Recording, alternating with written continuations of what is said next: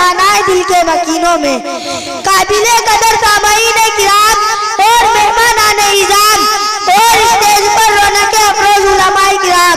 आज वे उन याराने बासफा शहीदाने इश्क़ व वफा वारिसाने बिलाल और उनका के नबी के तज़किरे की शहादत हासिल कर रहा हूँ, जिनका कल्बो जीवन नबी की अज़मत से मामूर था, जिनका दिल इश्क़ नबी से सरशार था, जिनके चेहरे पर अज़्म व इस्तिलाल की किरणें जलवा निगम थी, जिन्होंने एले जहां को इश्क़ नबी का दर्स दिया, इंसानियत को मोहब्बत का पैगाम सुनाया, जिन्होंने उम्मत को नबी से प्यार करना सिखाया, इश्क़ नबी का तरीका बताया, मोहब्बत नबी का रास्ता दिखलाया, जिनको दुनिया उलमाए देवबंद कहती है।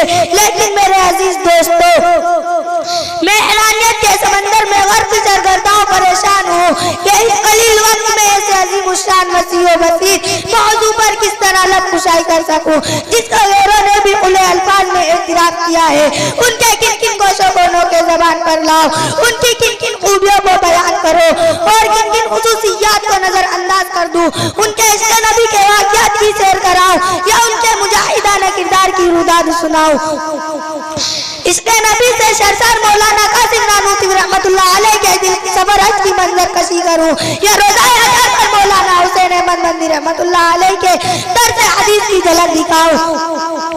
इश्क़ नबी से बेताब मौलाना गंगोई रहमतुल्लाह अलैह के दिल का तज़किरा करूं या जंगे आज़ादी के मौके पर उलमाए देवबंद की इश्क़ नबी की तारीख बताऊं, क्या क्या बताऊं और कहां तक बता सकता हूं। खुदा रा जाओ, अगर तुमसे हो सके तो उलमाए देवबंद इश्क़ नबी की दास्तान तारीख के औराक से पूछो, मक्के की गलियों से पूछो, मदीने के रेगिस्तानों से पूछो, बालाकोट की पहाड़ियों से पूछो, माल्टा के कैदखानों से पूछो। ये सब तुम्हें उलमाए देवबंद के इश्क़ नबी के नगमे सुनाएंगे, जिन्होंने इश्क़ नबी की खातिर अपनी जान जाने आखिरी के हवाले कर दी। हक तो यह है कि अगर सरज़मीन देवबंद पर उलमाए देवबंद की शक्ल में एहसान खुदा ना होता तो इश्क़ नबी का तरीका मालूम ना होता। मैं अपनी बात को यहीं पर खत्म करता हूँ। वमा अलैना इल्लल बलाग। अस्सलामु अलैकुम व रहमतुल्लाहि व बरकातुहू।